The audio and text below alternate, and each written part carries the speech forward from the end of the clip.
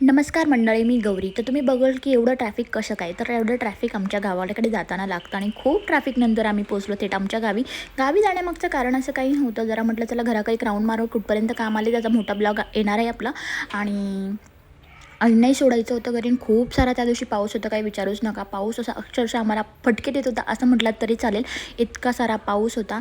आणि त्यानंतर तुम्ही बघताय पुढे की घराचं काम खूप सारं पेंडिंग आहे. म्हणजे की मोठ्या ब्लॉगमध्ये मी तुम्हाला दाखवलंच आहे कितपत काम राहिलेलं आहे आणि कसं वाटतं आमचं घर नक्की सांगा.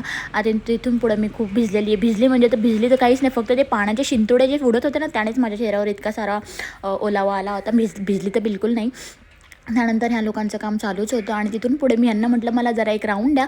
आफ्टर 1 मंथ मी गाडी हातात घेतली होती. म्हणजे जिकडे शिकायला गेले तिथून मला इकडे फर्स्ट टाईम मी माझी स्विफ्ट हातात घेतली होती. तर कसा एक्सपिरियन्स आहे तो माझ्या मोठ्या ब्लॉगमध्ये नक्की झालेला आहे. आणि संध्याकाळी घरी आले, मस्त एकादशी होती त्यामुळे असं मस्त पांडुरंगांची गाणी लावली होती आणि खरंच फ्रेश वाटत होतं. दिवाबत्ती केली, त्यानंतर घेतला स्वयंपाक करायला, कारण की आम्ही सोडणार होतो उपवास.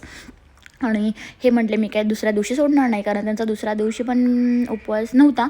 पण म्हटले सोडणार नाही. मग मी स्वयंपाकाला घेतला, अशा प्रकारे काहीतरी मेनू बनवला आणि मस्तपैकी जेवण करून घेतलं. देवालाही नैवेद्य दाखवला आणि त्यानंतर आम्हीही जेवण घेतलं. तर असा काही माझा दिवस होता. तर माझ्या यूट्यूब फॅमिली, मला तुम्हाला एक सांगायचं आहे की माझे आता शॉर्ट आणि मिनी ब्लॉग तुम्हाला बघायला आवडतात का नक्की सांगा. आणि मी तुमच्यासाठी खास टाकते. आणि त्यानंतर सगळं आवरलं आणि त्यानंतर कोमलताईसोबत मी गेली बाहेर झाला राऊंडला, तिचं काम होतं म्हणून. तर तिकडे गेलं. तिथून आम्ही मस्त बघू शकता पाऊस थांबला होता त्यामुळे बरं वाटतंय आणि माझा अवतार बघू शकता अक्षरशः थकला होता. तर बाय बाय, कीप वॉचिंग.